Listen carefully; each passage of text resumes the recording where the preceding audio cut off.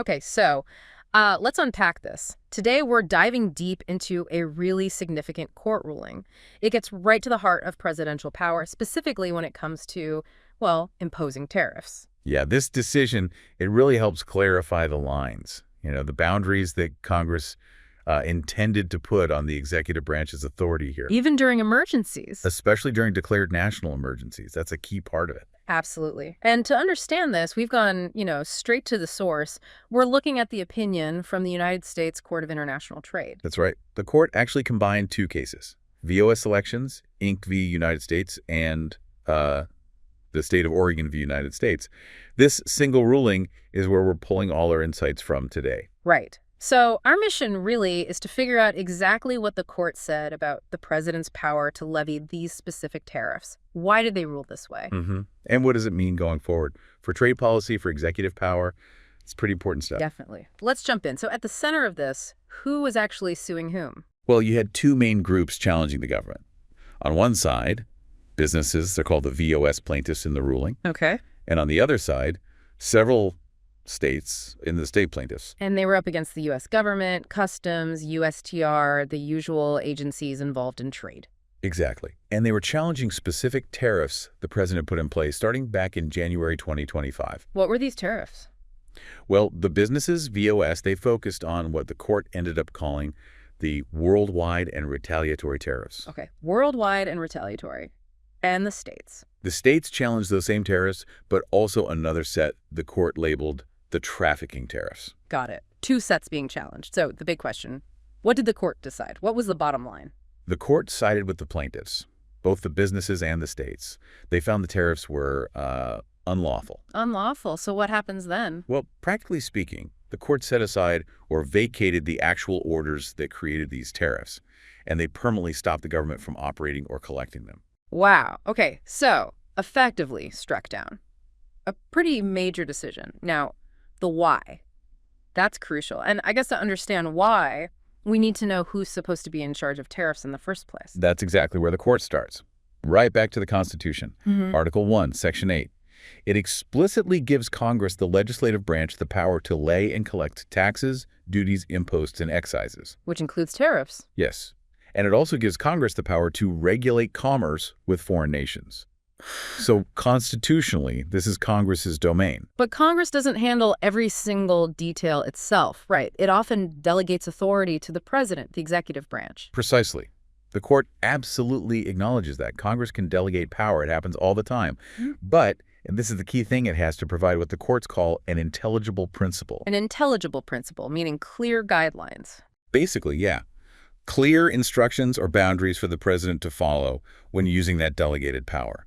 The court even quotes an older case, saying without this delegation, the whole legislative process would just bog down. It's necessary for governing complex areas. Okay, so Congress sets the policy framework, the rules of the road, and the president operates within that. That's the idea. Congress sets the conditions. And looking back historically, how have tariffs been used? They've changed quite a bit. Early on, tariffs were a huge source of federal money, paying the bills, basically. Before the income tax. Exactly. After the income tax came in around 1913, that revenue purpose faded a bit. Tariffs became more about, well, restricting imports, protecting U.S. industries, maybe getting leverage in negotiations. And things got more complicated. Oh, much more. That led to specialized bodies, like the U.S. Tariff Commission. Now it's called the International Trade Commission, the ITC. They provide expertise, and the ITC maintains the Harmonized Tariff Schedule, the HTSUS, which is the official list of U.S. tariffs, and it's treated like law. And we've seen Congress give presidents tariff power before, but usually with some strings attached. Right. The court points this out, too. Think about laws like Section 232 that's tied to national security investigations by the Commerce Secretary. Or Section 301. Yeah, Section 301 deals with unfair foreign trade practices, but it needs an investigation by the USTR, public comments, that sort of thing. These are generally okay because Congress puts clear limits and procedures on how and when the president can act. Okay, so that context, Congress's power, delegation with limits, brings us to emergency powers. Right. Because that's what was invoked here, right? Specifically, IEEPA. Exactly. The International Emergency Economic Powers Act, IEEPA. This law is really central to the court's decision, and it has its own history tied to an older law, the Trading with the Enemy Act, or TWE. From World War I. Yeah, 1917. It gave the president really broad powers during wartime, but then it got expanded, even used during the Great Depression for non-wartime emergencies. And it allowed regulating imports. And there were court cases about that law, too, the Yoshida cases. Right, in the 1970s, President Nixon used 2dBA during a declared emergency to impose extra tariffs, a surcharge. The courts wrestled with it. What was the outcome there? Well, the final decision, Yoshida II, actually upheld Nixon's tariffs.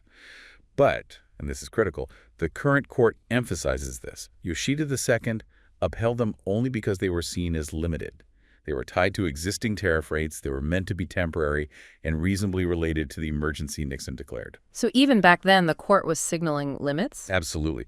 The Yoshida II court explicitly warned, and this is a quote that resonates today, "The declaration of a national emergency is not a talisman enabling the president to rewrite the tariff schedules." Wow. Okay, so emergency doesn't mean unlimited power. Exactly. Yeah. And Congress clearly heard that message, because after Yoshida II, they acted. They reformed the emergency powers landscape. How so? They restricted 2DEA, that older law, basically back to just wartime use. And importantly, they passed IEEPA in 1977. The history behind IEEPA shows Congress specifically intended it to be more limited than 2DEA, with more checks and balances. Okay, so IEEPA is meant to be narrower. What does it actually say? What powers does it grant? Well, there are two parts the court zeroes in on. First, there's Section 1702. That's the part that gives the president authority, during a declared national emergency, to regulate importation of any property where a foreign country or national has an interest. That sounds pretty broad, regulate importation. It does, but then there's the other critical piece. Section 1701. This puts a major limit on why the president can use that power. Okay, what's the limit? Section 1701 says the IEEPA authority can only be used to deal with an unusual and extraordinary threat, the specific threat the emergency was declared about. And crucially, it adds the powers may not be exercised for any other purpose. Ah, so the action has to be directly aimed at the specific declared threat. It can't be used for just any reason once an emergency is declared. That's exactly the court's interpretation. And you also have the National Emergencies Act, the NEA, from 1976. That adds procedural layers notifying Congress, reviews. Though it got harder for Congress to end emergencies after a Supreme Court case. Yeah, the Chadha case on legislative vetoes made congressional termination trickier. But the underlying point remains. Declaring an emergency activates specific powers under specific laws like IEEPA, and those laws have built-in limits. Okay, that's really helpful background on IEEPA and its limits. So let's apply this to the actual tariffs that were challenged. First, those trafficking tariffs. What was the emergency cited there? Right. These started coming out in January 2025. The president declared national emergencies related to international cartels, security issues at the southern border with Mexico, and also the northern border with Canada. And specifically, the supply chain for synthetic opioids like fentanyl coming from China. So threats like drug trafficking, criminals, fentanyl. Yes. And the actions taken under that emergency. Initially, 25% duties on goods from Canada and Mexico, 10% on goods from China, with some specific carve-outs and adjustments later. Like pauses and rate changes. Exactly. There were brief pauses for Canada and Mexico early on. The China rate went up to 20%. Potash from Canada and Mexico got lowered. There were tweaks. But the core was significant tariffs on goods from these specific countries, justified by the trafficking and border emergencies. Okay, now the second set, the worldwide and retaliatory tariffs. What was the emergency declared for those? These came a bit later, April 2025. And the emergency declared here was explicitly about trade itself. Things like lack of reciprocity, meaning other countries having higher tariffs than the U.S., non-tariff barriers, and foreign economic policies that the administration said contributed to large and persistent annual U.S. goods trade deficits. So this one was squarely aimed at the trade balance. Absolutely. Very different justification. The action reflected that. Initially, it was a general 10% tariff on imports from, well, all trading partners. Wow, worldwide. Yeah. Plus, initially, even higher rates, up to 50%, threatened for a list of 57 specific countries. Were those higher rates ever imposed? They were announced, but then quickly paused for most countries except China. That pause was set to expire later. The rate on China, though, went through several increases, framed as retaliation for China's responses. So it got complicated, especially with China. Very. The China rate went up significantly, then actually got lowered back to 10% temporarily, but that was on top of the 20% trafficking tariff on China. So the total rate on Chinese goods was still substantial, like 30% at the time of the ruling. Okay, so we have trafficking tariffs justified by border drug issues and worldwide retaliatory tariffs justified by trade deficits, both imposed using IEEP.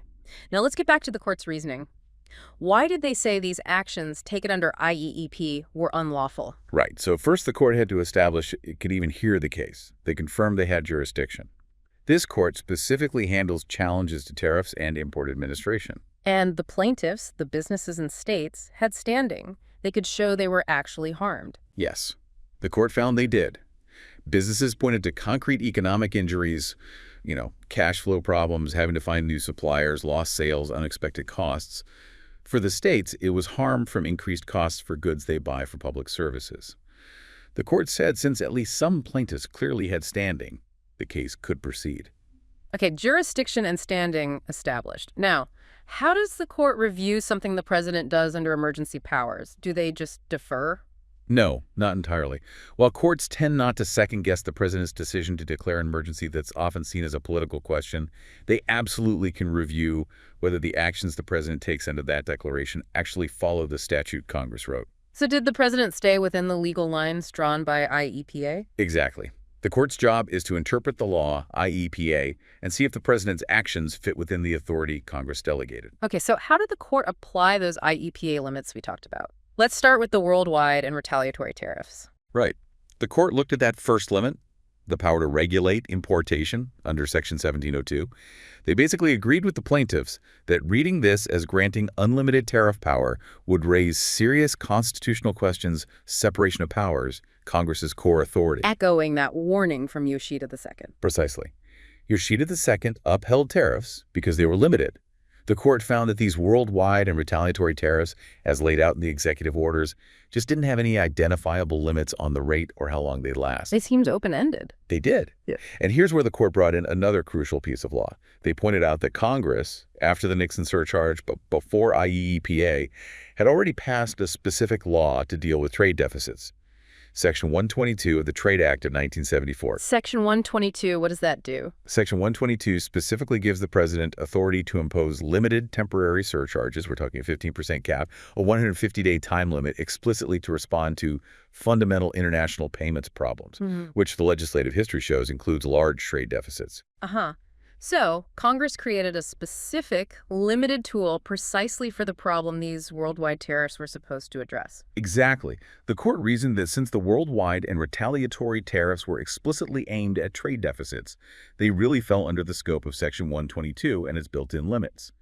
By using the broader, more open-ended IEP instead, and ignoring the limits in Section 122, the president was essentially bypassing the specific mechanism Congress had already provided. So the action didn't fit the tool chosen, especially when a more specific tool existed. Right.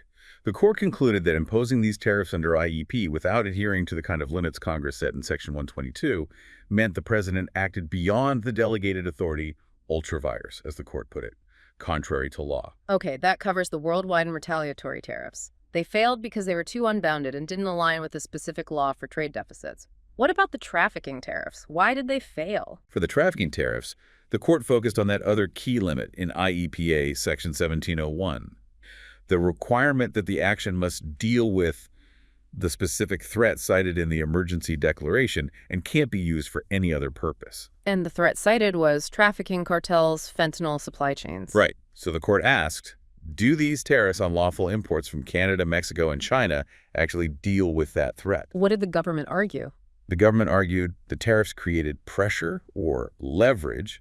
The idea was that making imports more expensive would pressure the governments of Canada, Mexico, and China to crack down more on traffickers and drug production. And the court didn't buy the leverage argument. No, they rejected it pretty firmly. The court said that using IEPA simply to inflict economic pain to hopefully influence another government to take action isn't what deal with means in the statute. Because, the court reasoned, it essentially guts the limitation. If deal with just means create pressure, then the president could use IEPA to impose sanctions for almost any foreign policy goal, completely sidestepping the requirement that the action must directly address the declared emergency threat and not be for any other purpose. So the connection was too indirect. Taxing imported goods doesn't directly stop a drug cartel. That was the court's finding. The link between the tariffs on legitimate trade and the goal of getting foreign governments to arrest criminals or dismantle supply chains was too tenuous to satisfy the deal with requirement in Section 1701. It failed that reasonable relation test that even Yoshida II mentioned. The action has to relate directly to the emergency itself. So the trafficking tariffs failed because they didn't meet the deal with the threat test under IEEPA Section 1701? That's the conclusion. Action outside delegated authority. So, to sum up the court's reasoning, the worldwide retaliatory tariffs were unlawful because they were essentially unlimited in scope and duration, exceeding the bounds of regulate importation in IEEPA Section 1702, especially since Congress had a specific, limited tool, Section 122, for trade deficits. Right. And the trafficking tariffs were unlawful because they didn't directly deal with the declared threats, trafficking, drugs, as required by IEEPA Section 1701. Using them merely for leverage wasn't enough. You've got it. Both sets failed, but for slightly different reasons based on the specific limitations within IEEPA. And the result, again, was the court vacated the orders and permanently enjoined their operation, stopped them cold. That's right. Based on these specific executive orders citing IEEPA, these tariffs cannot be collected. Okay, so for you listening right now, what's the big takeaway here? What does this ruling really mean? Well, the core message, I think, is that presidential power under IEEPA, even during a declared national emergency, is not a blank check when it comes to trade and tariffs. The court strongly reaffirmed that the president has to operate within the specific statutory limits Congress has set. Limits like? Like ensuring the action has bounds, especially if Congress has already created a specific law like Section 122 for that exact problem, and making sure the action taken directly relates to or deals with the specific emergency threat declared, not just applying indirect pressure for some other goal. It really feels like a strong statement about the separation of powers, doesn't it? The judiciary stepping in to say, Congress sets the rules for trade even in emergencies, and the executive has to follow them. Absolutely. It underscores the rule of law and the idea that delegated power, even emergency power, isn't absolute. It has constraints defined by Congress, and the courts will enforce those constraints. So this ruling definitely sends a signal.